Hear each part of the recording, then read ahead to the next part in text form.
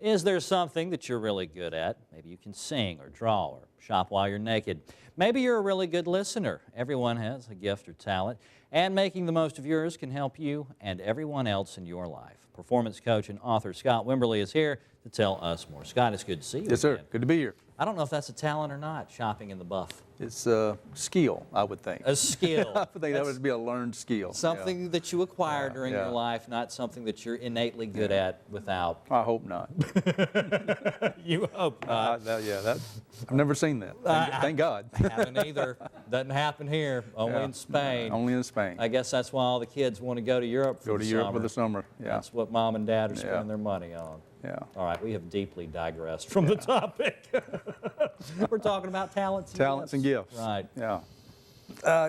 Well, the thing that we were talking about today was how your talent, your gift, what you're good at, is simply basically a vehicle to get you to your purpose. You know, it may be a news anchor, weatherman, cameraman, you know, performance coach, whatever it is. That's simply what we do. It's not who we are, but it's what we do.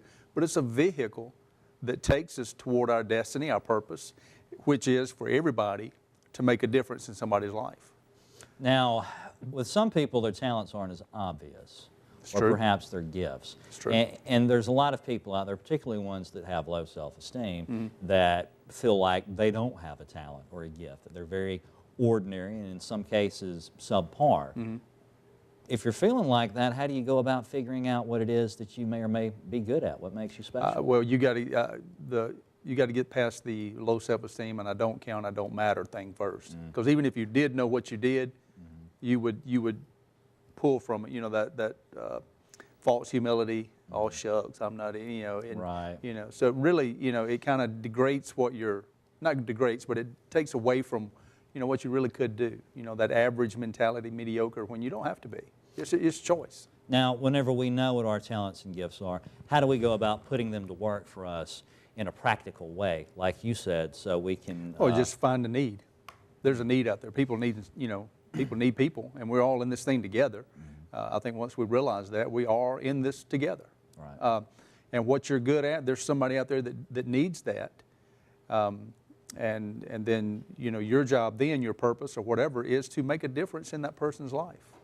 And it may be one and it may be thousands. You know, you reach a lot of people every day to make a difference. You know, so we spend a lot of time honing our gifts, education and training and teaching and all this in our gifted and talented area. But it really is only a small part. The big thing is the making the difference in people's lives. There you are. And like you said, that should be your goal, not necessarily financial compensation or fame. You make a difference. You make a difference in somebody's life. You change their life. Money, money's not an object then. You know. Everything else just kind of falls into place. It all falls into place. Don't ever let finances and money be your deciding factor. That's a whole nother. That's a different segment, isn't it, That's Scott? a whole other segment, yeah. Right. Otherwise, you may end up shopping in the buff. Where do they carry the money?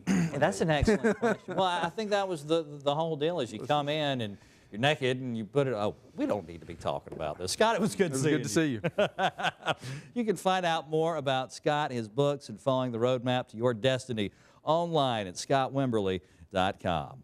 We'll talk about...